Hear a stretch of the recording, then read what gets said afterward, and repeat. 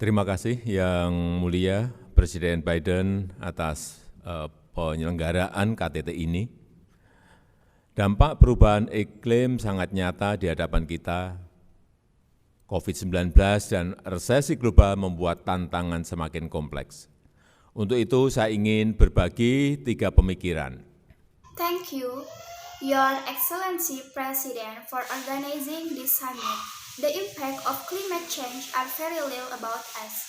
COVID-19 and the global recession make the challenges even more complex. For that, I would like to share 3 truths.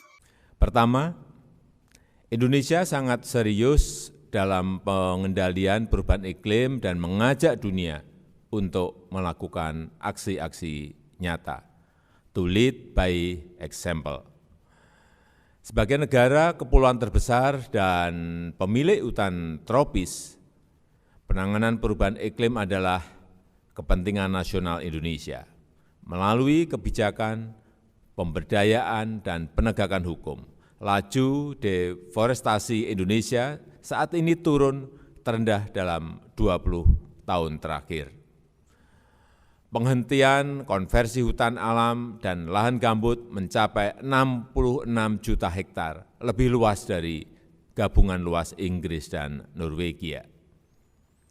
Penurunan kebakaran hutan hingga sebesar 82%, di saat beberapa kawasan di Amerika, Australia, dan Eropa mengalami peningkatan terluas. First, Indonesia is very serious in controlling climate change and invites the world to take concrete action to lead by example. As the largest archipelagic country and owner of tropical forests, addressing climate change is Indonesia's national interest. Through policy, empowerment, and law enforcement, Indonesia's current deforestation rate has fallen to the lowest in 20 years. 66 million hectares of natural forests and peatlands have been converted to a halt, more than the UK and Norway combined. Reduction in forest fires by 82%, while several regions in America, Australia, and Europe experience the widest increases. Kedua, kita harus memajukan pembangunan hijau untuk dunia yang lebih baik. Indonesia telah memutakhirkan NDC untuk meningkatkan kapasitas adaptasi dan ketahanan iklim. Kami menyambut baik penyelenggaraan Konvensi Kerangka Perubahan Iklim ke-26 di Inggris untuk hasil yang implementatif dan seimbang. Kami menyambut baik target sejumlah negara menuju net zero emission tahun 2050, namun agar kredibel komitmen tersebut harus dijalankan berdasarkan pemenuhan komitmen NDC tahun 2030. Negara berkembang akan melakukan ambisi serupa jika komitmen negara maju kredibel disertai dukungan real, dukungan dan pemenuhan komitmen negara-negara maju sangat diperlukan. Second, we must advance green development for a better world.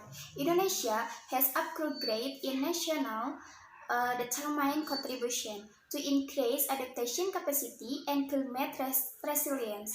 We welcome the holding of the 26th Framework Conversation on Climate Change in the UK for and implemented a balanced outcome. We welcome the target of a number of countries toward net zero emission in 2050. But the credible this commitment must be carried out based on the fulfillment of the 20 and 30 commitment. Developing countries will carry out the same ambition if the commitment of developed countries is credible with right support and fulfillment of commitment from developed countries are needed. Ketiga, untuk mencapai target persetujuan Paris dan agenda bersama berikutnya, kemitraan global harus diperkuat. Kita harus membangun kesepahaman, kita harus membangun strategi dalam mencapai net zero emissions dan menuju UNFCCC COP26 Glasgow. Indonesia sedang mempercepat pilot percontohan net zero emission antara lain dengan membangun Indonesia Green Industrial Park seluas 12.500 hektar di Kalimantan Utara yang akan menjadi yang terbesar di dunia.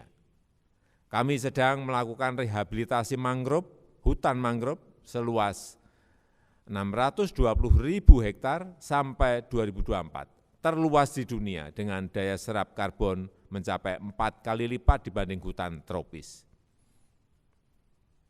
Indonesia terbuka bagi investasi dan transfer teknologi, termasuk investasi untuk transisi energi. Peluang besar juga terbuka bagi pengembangan bahan bakar nabati, industri baterai litium, dan kendaraan listrik. Presidensi Indonesia untuk G20 di tahun 2022 akan memprioritaskan penguatan kerjasama perubahan iklim dan pembangunan berkelanjutan. Indonesia juga terus mendukung upaya para sahabat kami di kawasan Pasifik. Kita harus terus melakukan aksi bersama, kemitraan global yang nyata dan bukan saling menyalahkan, apalagi menerapkan hambatan perdagangan dengan berdalih isu lingkungan. Terima kasih. Third, to achieve the target of the Paris Agreement and the following common agenda, global partnership must be strengthened. We have to build an understanding. We have to build a strategy to achieve net zero emission and more towards United Nations Framework Conversation on Climate Change Conference of the Parties. Indonesia is accelerating pilot net zero emission, including by building the Indonesia Green Industrial Park covering an area of 12,500 hectares in North Kalimantan, which will become the largest in the world.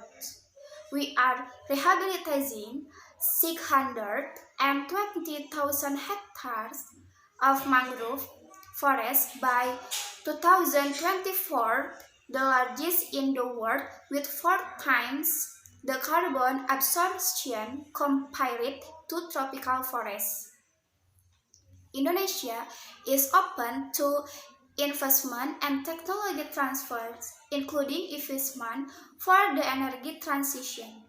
Great opportunities are also open for the development of biofuels, the lithium battery industry, and electric. The Indonesian presidency of the G12 in 2022 will prioritizing strengthening cooperation on climate change and sustainable development. Indonesia also continues to support the effort of our friends in the Pacific region. We must continue to take collective action, a real global partnership, and not blame each other. Let's alone a play trade barriers under the pretext of environment issues. Thank you.